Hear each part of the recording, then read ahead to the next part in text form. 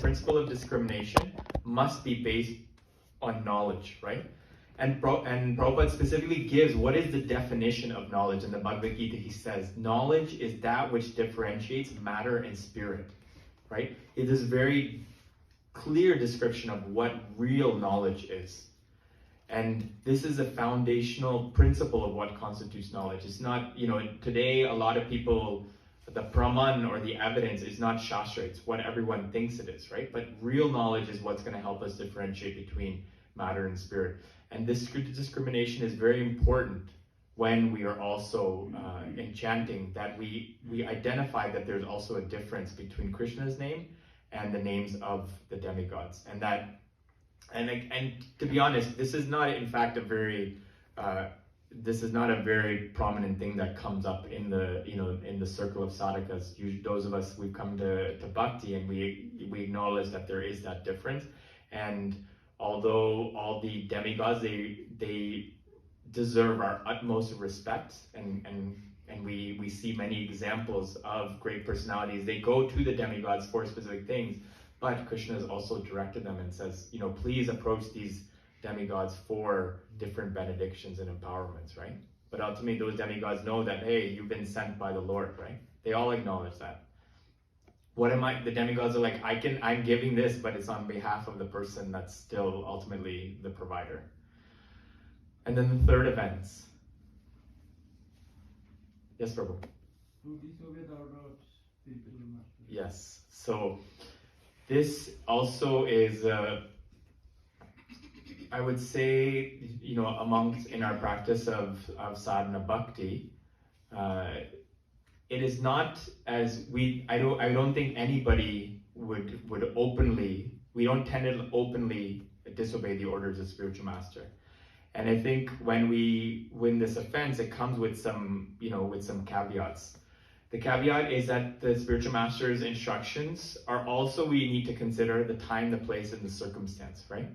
But to the extent, and this is also now where the concept of not only what we do, but what we think. So there might be times where the devotee or the practitioner may not be able to follow. But then we have to, the spiritual master also looks within the heart of the practitioner, saying, what is their mindset? What is their attitude? What is their approach? Do they have the intention, right? And so that's why, again, these offenses not only are just externally what we're doing, but internally what's going on in our mind and heart. Because if something is if some situation or circumstance is limiting us, that's okay. But if the sadhaka is still properly situated in their intention and their desire to progress and follow the instructions, that is what is the most important thing, right? And so this principle is also very much based on understanding sambandha-gyan, understanding our position. And our position is very small as the jivatma, right? It's as it's in the Bhagavad Gita, 1,000th the tip of the hair, right? And Krishna is really incredibly great. If we meditate on Mahavishnu, that partial, universes are just expanding from the pores of his skin. And if we look at our arm, how many pores and hairs we have coming out, there's innumerable universes. And so that distance of the jiva and Krishna it's so vast. But the guru is actually the connector, right? He is the one that connects, he bridges that vast ocean of difference. And so he has Guru has the ability to connect us to the Lord, right? And so they're that transparent medium that we always hear about that connects the infinite, which is the jiva, the finite, to the infinite. And so we can even reflect on our mood, what it should be, and this comes in Guru Puja every day, right? Guru Mukha Padma Vakya Chitete Kori Aranakya Arna Karyo Mane Asha. So it says that our only wish is to hear and understand the orders of the spiritual master. We're praying for that every day. And so the instructions of the spiritual master, we can even see, if we look at Prabhupada's example, Bhaktisiddhanta gave him the order and the instruction to go to the West on the first day that he met him, right? And so Prabhupada knew that his life was in such a way that he couldn't do it immediately. But we could see how much steps and preparation that he took. So again, this disobeying of the orders of the spiritual master, it is very much not external, but it is internal. So if we come to the mindset where we take the orders and the instructions of the spiritual master loose, and we're kind of like, it's not so important, right? That is actually the offense, right? It's when we start to take the instructions not seriously or not important, right? And so that is in fact our, where the offense comes in.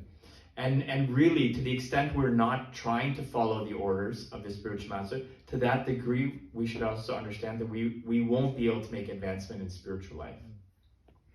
So that is number 3. Does that?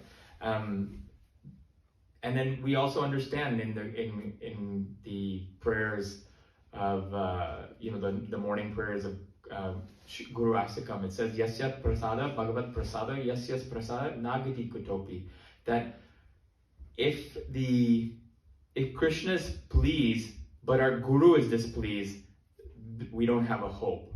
But if somehow we please the Guru and Krishna is not totally pleased, we still have a chance, right? So really then the first priority is trying to please the Guru and as best possible following the instructions of the spiritual master.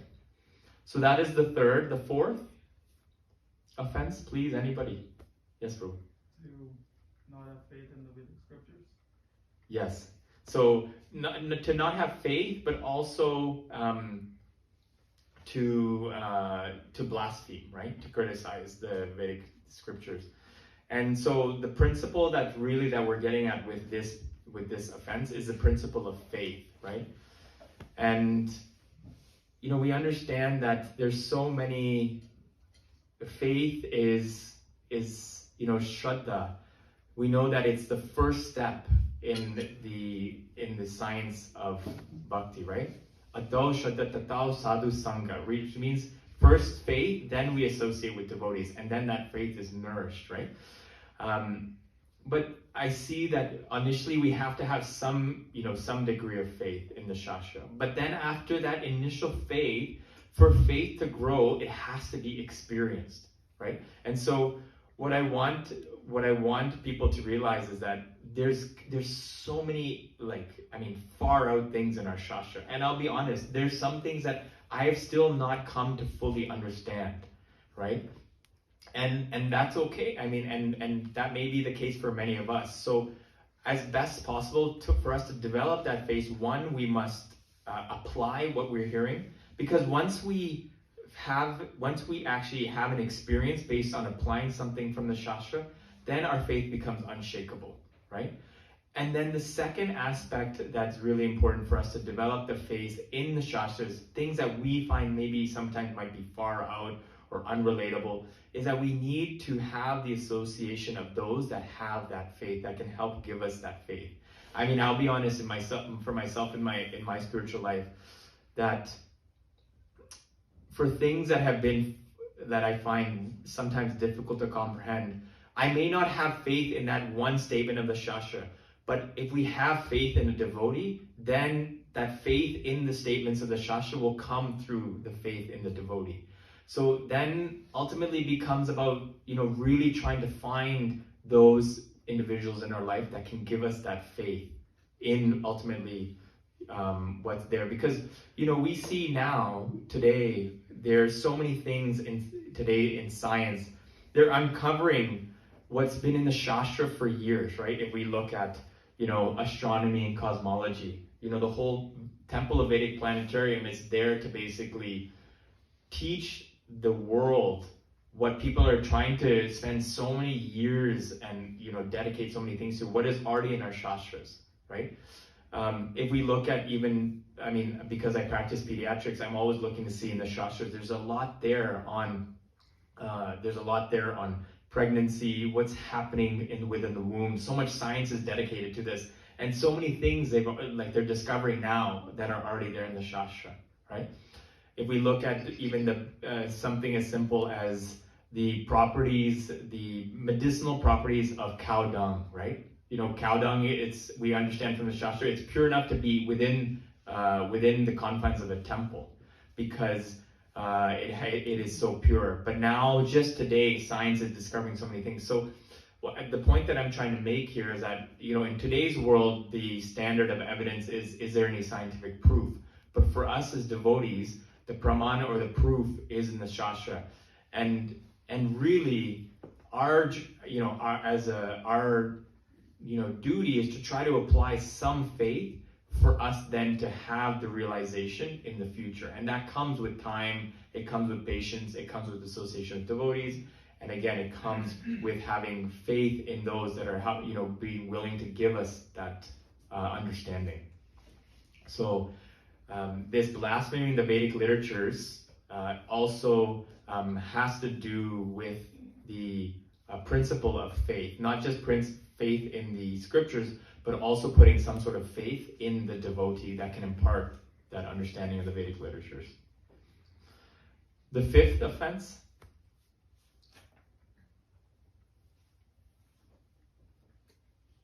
So the fifth offense is to consider the glories of chanting Hare Krishna to be imagination, right?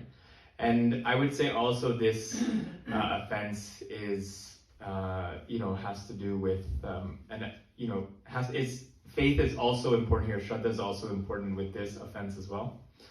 But we understand that in the Chaitanya Charitamrita that Mahaprabhu specifically states, Kali Kalena Name Rupe Krishna Avatar, that in this age Krishna has appeared as the Hare Krishna Mahamantra, right?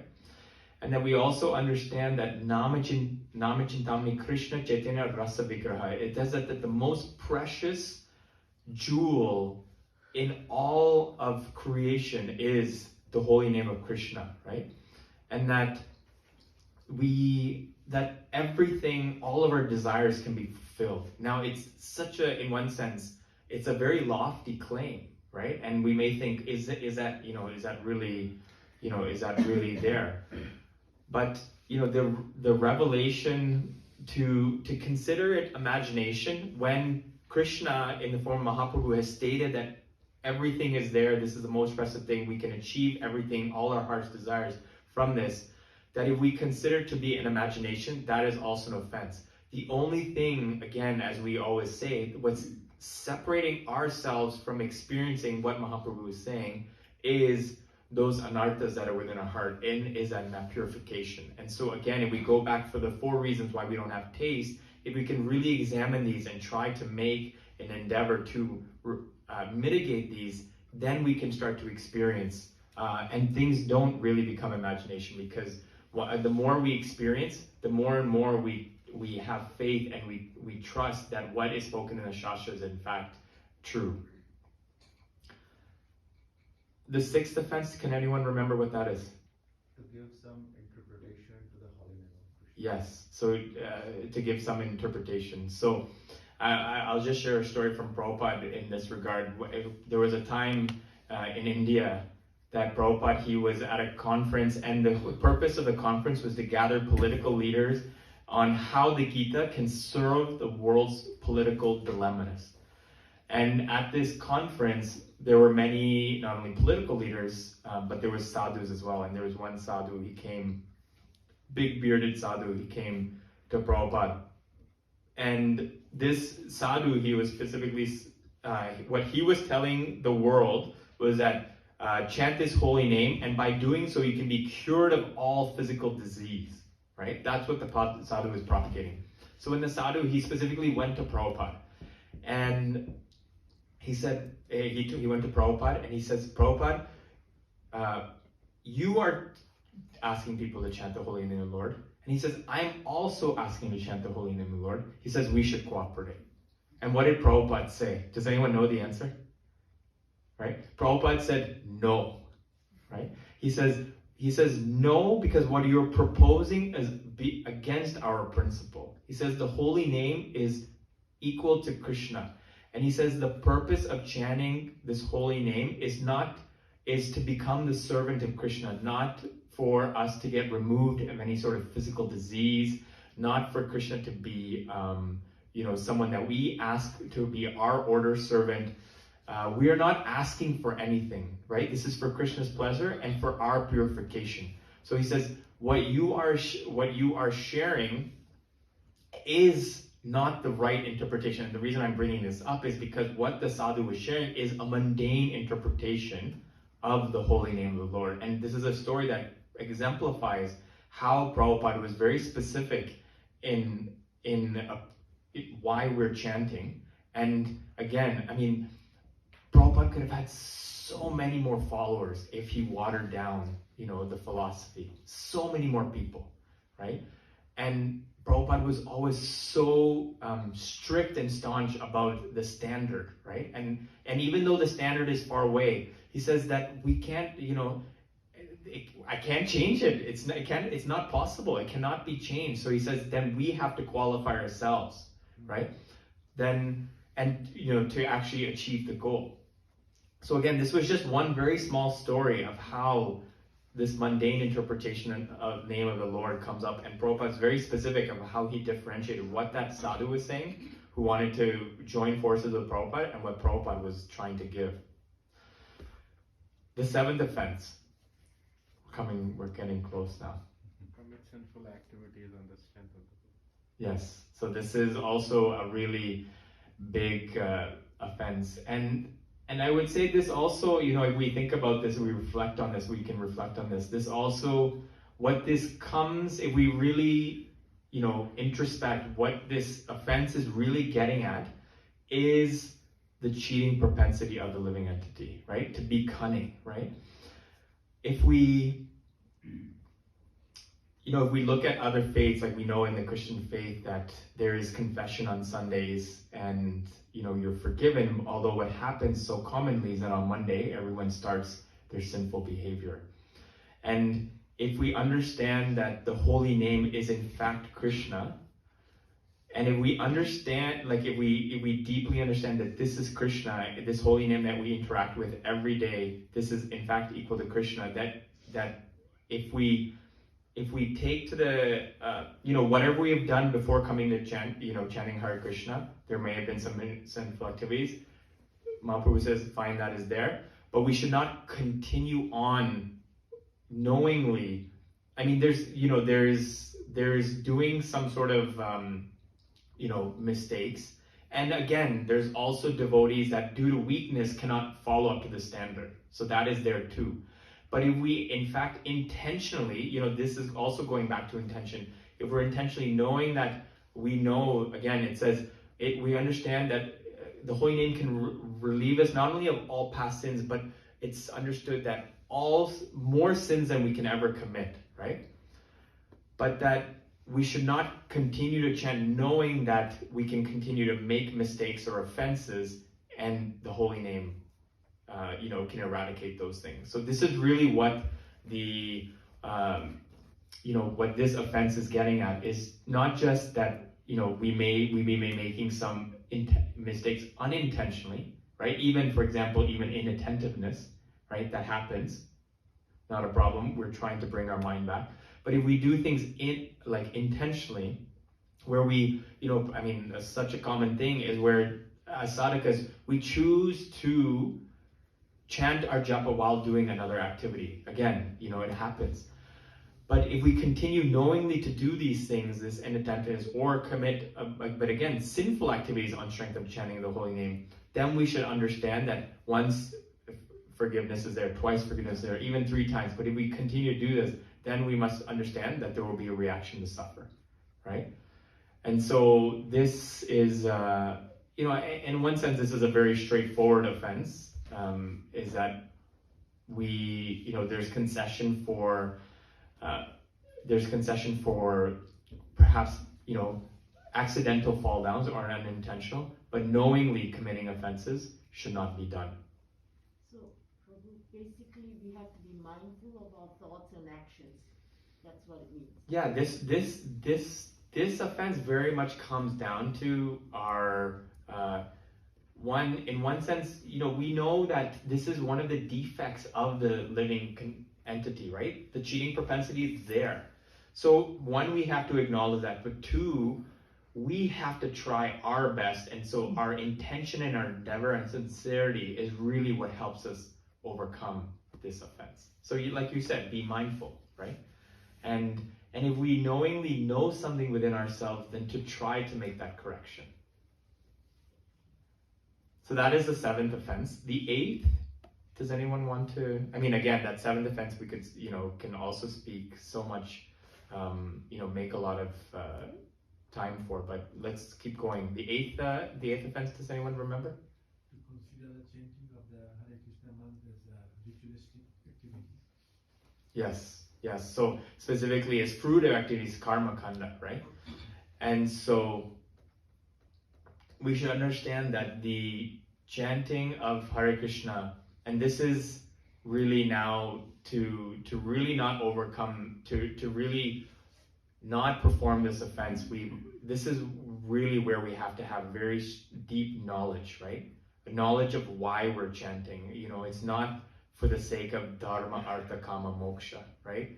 Religiosity, economic development, sense gratification, or even liberation. Chanting Hare Krishna is for Krishna prema, right? For love of Krishna, to please our guru and the parampara, and for pure devotional service, right? If we're trying to always come back to purpose, just always try to remember these three things for why we are chanting, right? It is not for any personal gain. And, we can see in the Shikshastakam, the only 8 verses that Mahaprabhu wrote, he very much, makes references. The chanting of the Holy Name is not for na dhanam, na janam, na sundarim, kavitam va jagat ishakamaye, right? We don't want money, fame, followers, popularity, educational, like position, prestige in society, right? Mama janme ishvare bhavatad bhaktir ahoitaki tvayi. We want causes, devotional or bhakti, right?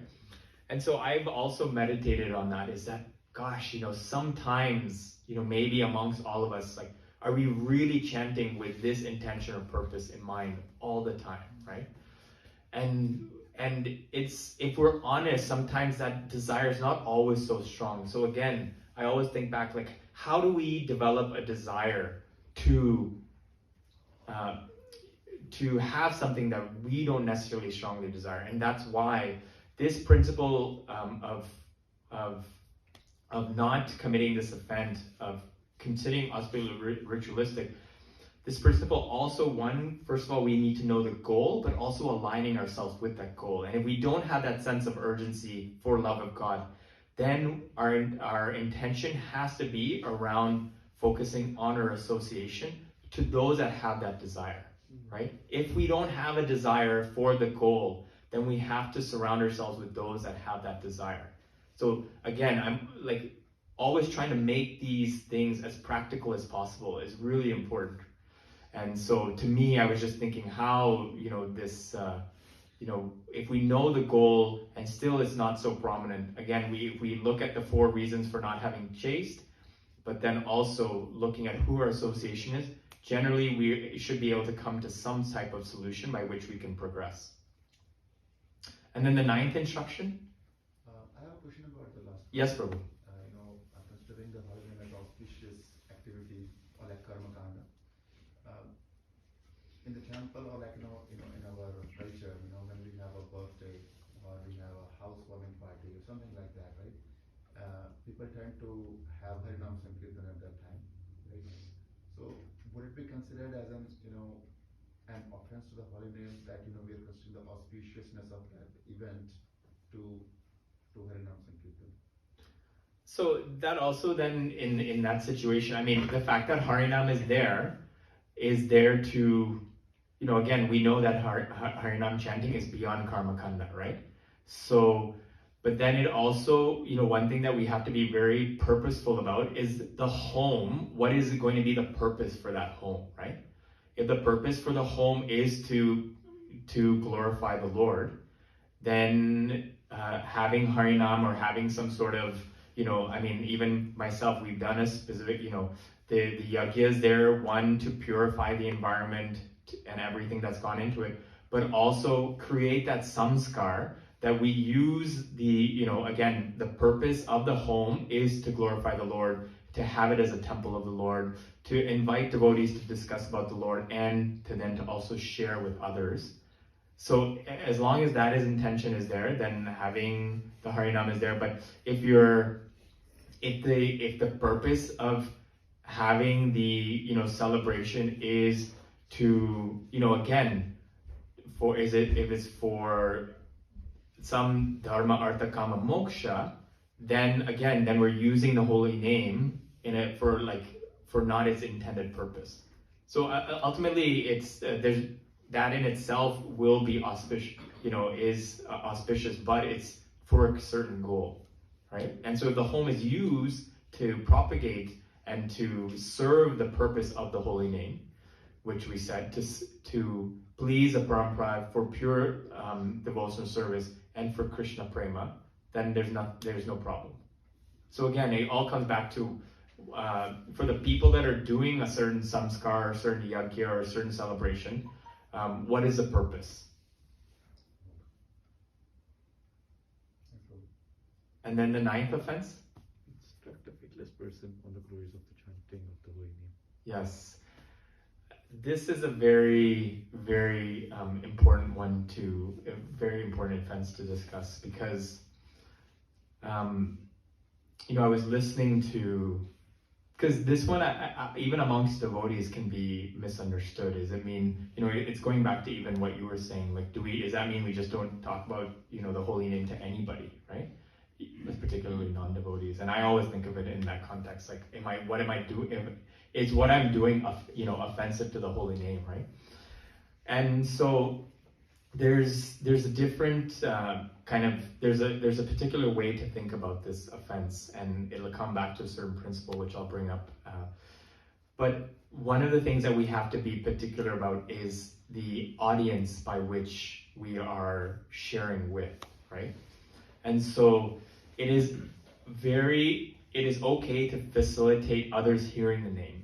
And it is also, by hearing that name, when we go out for Harinam, it may even impel someone to chant the holy name. But we cannot explain the glories of the holy name until they are ready to hear, right? And so the reason why that is that there should be some faith, some understanding of Sambandhigyan. Sambandhigyan meaning who we are, who Krishna is, what is our relationship. And until that is not there, if we explain the glories of the holy name, what will happen is that because there's not a certain amount of faith or understanding, it'll in fact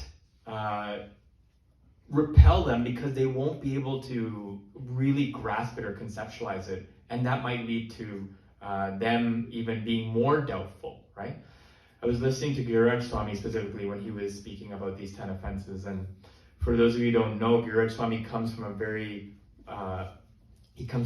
wealthy family and is very high end of society, and his father is someone who's very rational, scientific type of minded person. And so there was a time where his father and his parents and I think his sister, they came to visit him in India. And most of you know that Gururaj Swami is really such a, incredible personality, but everyone remembers his special seva for what he did in India for Prabhupada with the Juhu temple. And he's talking about a story with his father, and he says one day there's a book that Prabhupada has explaining Easy Journey to Higher Planets, and he thought, this book, it has a lot of scientific terminology, so let me try to explain a little bit more to my father. And so he started telling his father that through the practice of yoga, one can go to the higher planets, but only through the practice of bhakti can you go beyond, the planetary systems. And his father said, son, I was always worried about you after you joined the Hare Krishna movement. And he says, now after hearing this, I'm even more worried, right? And so the point that Gururaj Swami was making in the story is that he's like, I realized that I committed an offense there because he did not have faith. He didn't have, faith in what was being said, and therefore, in fact, pushed him away even more. So then and as devotees, let's be honest, we've all done this at some one point or other. And so what do? We have to, and Gururaj Swami, he's like, I I had to change my whole approach, by which I then started speaking to my dad. And he says, after that, things changed. But, it requires that adjustment. Once we've all had that experience where someone has looked at us like we have two heads.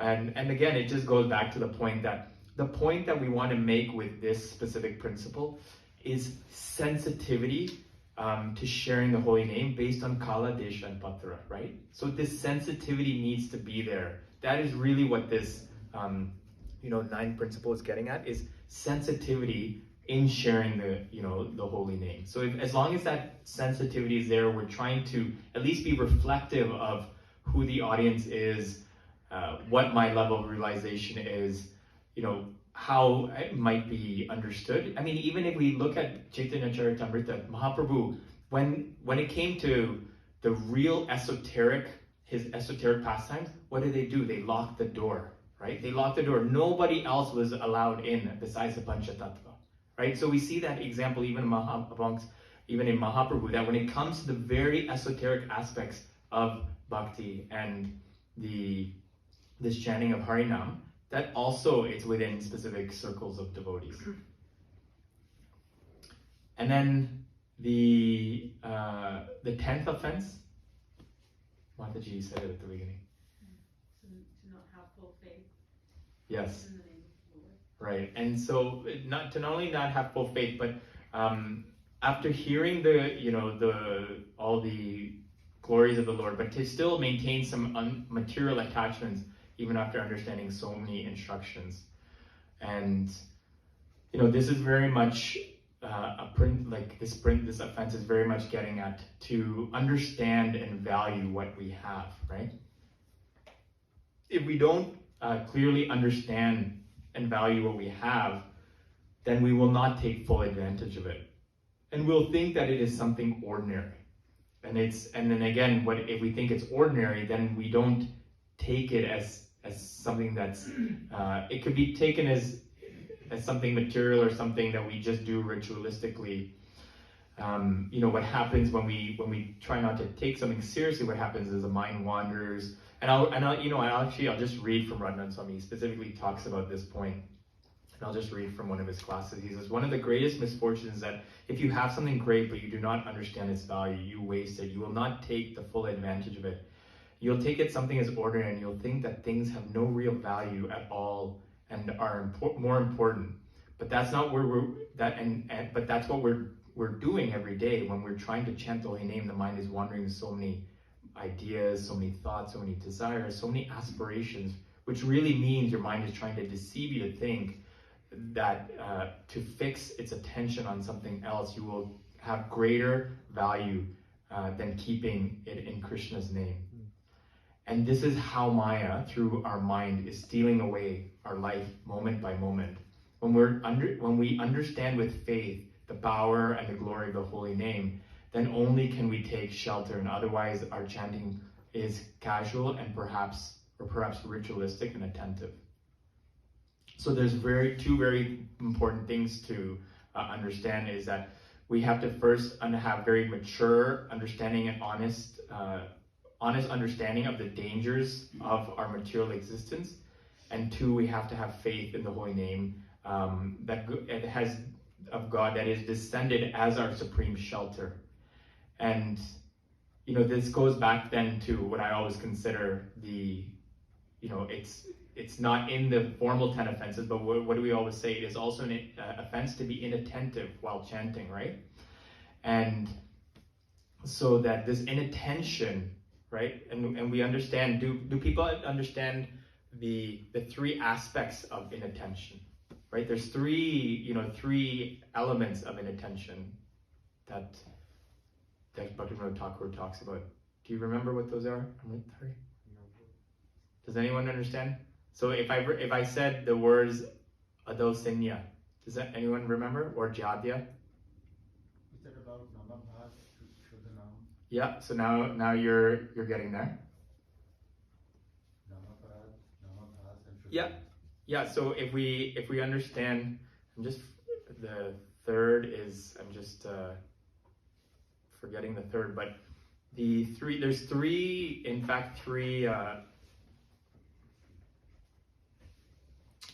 there's three elements of inattentiveness when we chant, right? There's odosinya, which is apathy or indifference for when we chant. So basically we don't have fixed resolve in our bhajan. The second is jadya or laziness. And that laziness can also be marked by interrupting, when, interrupting our chanting to do something else, taking a nap, taking rest while we're chanting. And then there's vikshepa. That was the third one I couldn't remember. It's vikshepa. Vikshepa is distraction or misplaced attention, right? And so we should understand that for all three of these, there's also there's things that we can counter each. Do people want to know what they are to counter these three things? Right? There was a devotee, there was a devotee, I was in Radhadesh, and he had this painted, he had a one piece of paper on these three aspects of inattentiveness and the counter. So I took a picture, and I always tried to reflect on this. But I'll read you. This is all coming from Harinam Chintamani. But that these are three aspects of inattentiveness and our defense. So the defense for odasinya or apathy is to chant. One is to chant in association of saintly devotees and try to imbibe their mood. Two, associating with devotees and who have a certain level of discipline and trying to take up their level of discipline. Three is to chant with Tulsi Devi or places where Krishna performed his pastimes. Four is hearing the glories of Nama Prabhu and his devotees regularly. And five is trying to perform as much kirtan as possible. So these five things will help us counter this odosinya or apathy. Jadya or laziness, the defense mechanisms are associating with devotees who don't waste time in engaging in prajalpa. It's very specific, how it says that we can counter laziness. Two is observing these devotees very carefully and trying to follow their example. Three is hearing the glories of Nam Prabhu and trying to perform as much Sankirtan as possible. And then the third is vikshepa. So again, these are three elements of inattention. So distraction. So regularly check that you are chanting sincerely. Two is concentrate on the quality of your chanting and the pronouncing of the mantra. Three is making a constant effort to fix the mind on hearing. Four is trying to absorb yourself more on chanting on Ekadashi or on appearance days. Five is regularly spending some time alone in a quiet place, trying to concentrate deeply on your chanting. Six is taking shelter of Srila Prabhupada and chant with his japa tape. 7 is performing as much Nam Sankirtan as possible. And 8 is trying to beg to Nama Prabhu or the holy name for mercy, for genuine humility. So the reason why for me, this is so important is because the tendency that we all have the most prominent in our chanting is inattentiveness, right? And so we have to go really deep. And there's one whole chapter in Harinam Chintamani that's just dedicated to inattentiveness and how to overcome it. These are pretty much the highlights of it that I've described. And if we can just, we'll just kind of wrap up now. But if we could just, as a take-home point, that it's understood that if we can try to avoid inattentiveness, then the tendency to perform all the other offenses reduce, right?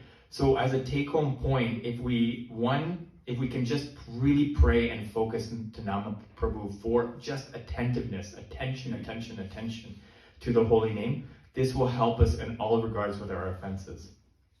The second take-home point to review is to really understand and value what we have been given, because Vaisheshika Prabhu always says, what we appreciates, right, in our life. The third take-home is that if we don't understand and fully value what we have, and if we don't have that desire, then finding that association of those who do is of critical importance. The fourth is to have good character and be sensitive in our dealings with devotees, right? This goes back to the first, the first offense of no prajalpa and no criticizing, right? That ultimately we should be compassionate, para dukkha dukhi. Is that someone else is suffering, we should also try to see as our suffering. And then in the fifth take-home point that we can do to help counter these offenses is to try to share this holy name as much as possible, because in that Krishna sees, he actually forgives us for our defects, right? And we see that, in 1868 of the Gita, Krishna says that there's no one more dear to me than that who shares this supreme secret with others, and specifically he says with the devotees. So if there's any points or comments, please let me know. I know Prabhu said I could go till 8:30, so I know that I went a little bit over, but that's just some points. There's a lot more, again, Harinam Chintamani, that we can speak about, but if anyone has any thoughts or comments or questions, we'd love to hear from anyone. Thank you. Can you please shed some light on Vikshepa? Vikshepa? Yeah, so Vikshepa is specifically, Vikshepa is, if you think about it, it's when if we want to simply think of Vikshepa, is when we try to, a simple way is like where we multitask when we chant, right? Or we try to do other things. But it's basically where we're placing our attention, it's misplaced attention. So the attention is not on what we're hearing, it's on something else. So it could be thoughts, it could be desires, but it's basically just think of Vikshepa as distraction, right?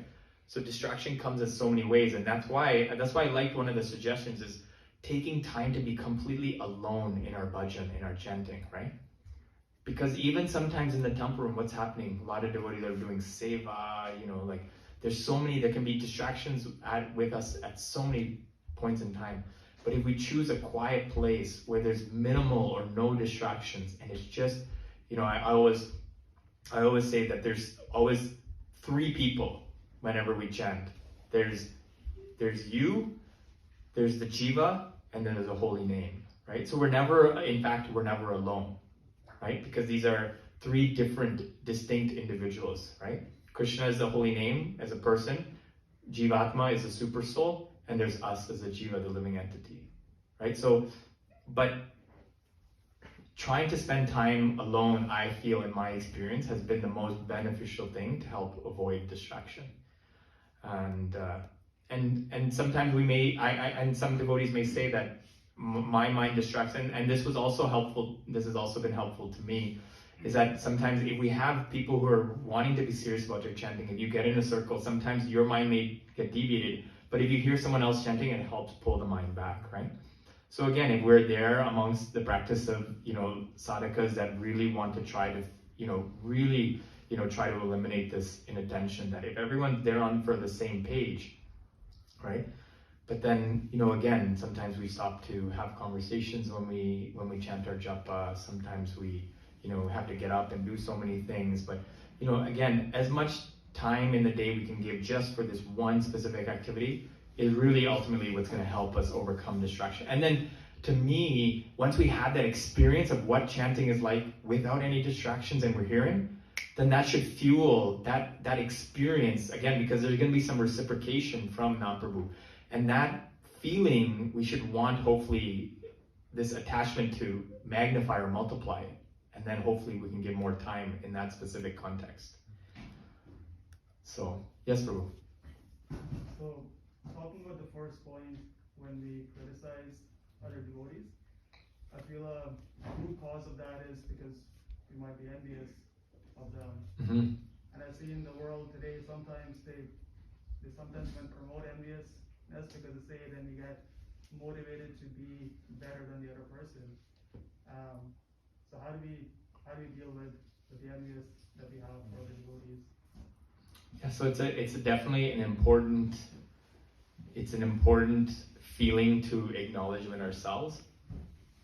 And the Shastra will, specifically says, if we look at Bhaktivinoda Thakur, he specifically writes about, when he writes about the pastimes of Krishna and specifically the demons, these demons, they all represent different anarthas, right? We look at I'll just give one example, but the demon of Pralambasura, Pralambasura represents a demon for lusty desires, right? And that basically attachment to sex, and it's understood that different mantras, we can do different practices of sadhana bhakti, but that there's certain anarthas that can only be uprooted by guru, right? And so ultimately at a certain point, we can try our best and we can pray, for, help with certain anarthas that we go through, but ultimately they can only be uprooted by, specifically by guru and by Krishna himself. So until that time, the best thing to always do when we have that envy, because ultimately, again, it goes back to that criticizing, if we should always try to see, at least this is one of the practices I do, is, whatever I'm looking at in someone else, to what extent, even if small, is that tendency or that, characteristic still within me, right? And hopefully in that self-reflection, there will be some level of humility. So I think ultimately when we're in that space, the best thing is just to focus on ourselves and where we're at, because in that hopefully process, we won't be so concerned about others, and then ultimately, again, like when we, there's also the element, if we're getting really practical now, the element of, devotees who are leaders and they need to make corrections, right? So the important thing to always ask ourselves is, if we're looking to perhaps, try to, if we're in the position where we may have to correct or maybe even make some small criticism, the consciousness should always be for what purpose? Is it to be right or for their betterment, right? And so we should not really make any correction until we come to the point where we feel that it's for their benefit, right? That should be the mood and the spirit by which we're giving corrections. It's for their, for their progress, and also because again, it's part of the seva. I mean, part of the seva is one part, but always trying to examine our consciousness for why, right? Why we're actually in the position why we have to give some sort of feedback, right? And if we can focus on where we're at with a certain given, whether tendency or correction we have to give, then to me the best always way of giving it is that I understand, what you're dealing with. There's still some of that left within me, but for the spirit of all of us, growing together as a community, can we, try to, improve or work on this, right? So it's not like it's in somebody else and none of it's in me, but we have to, if we can generally connect with what aspect is still there within ourselves, then that gets conveyed to somebody else. And in that element, when that gets conveyed, ultimately someone else becomes more receptive, right? So again, there's a whole aspect of how to give the feedback in a non-critical way.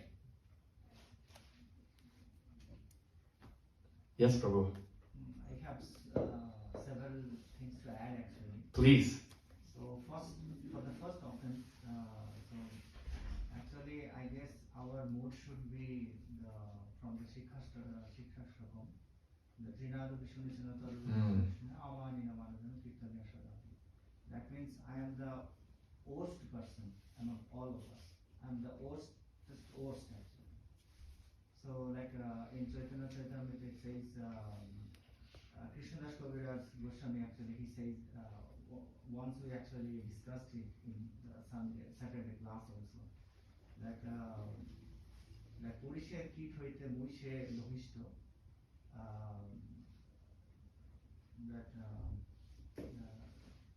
Purisher Kit Hoite Muishe Lohisto, that means I am worse than the worm of stool. So that should be our mood actually. So when you have that mood, that kind of mood actually, then you can, like our discourse in this Gauriya Vaishnavism is that actually. You are worse than all of us. So maybe we just reflect on ourselves, not to others. that should be our goal. That maybe that person or any other person other than me is better than me. I'm not better than any of us. So I should reflect on myself. All my faults. Maybe it's my fault. It's the way actually I see things to others. That is my fault.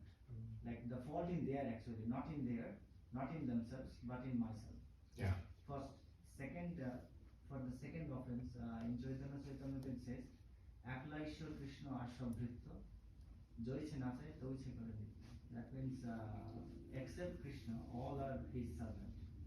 So that should be our mood actually, like when we approaching to any demigod or Krishna or anything, that should be our mood.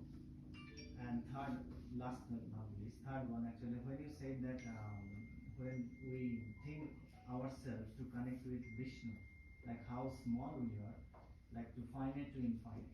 But I actually did have some disagreement with this. Our mood should not be in this way. Our mood should be in Madhurya Bhav, not the Oishwarya Bhav. You are talking about this is the Oishwarya Bhav. So our purpose should be in Madhurya Bhav. That means Krishna is very dear to us. We are him, like we are part of him. So he is very dear to us.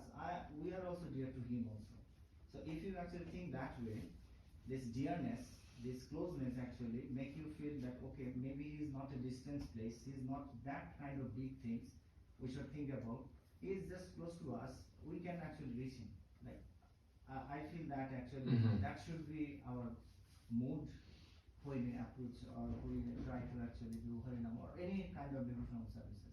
That he is not a distant place. He is not infinite.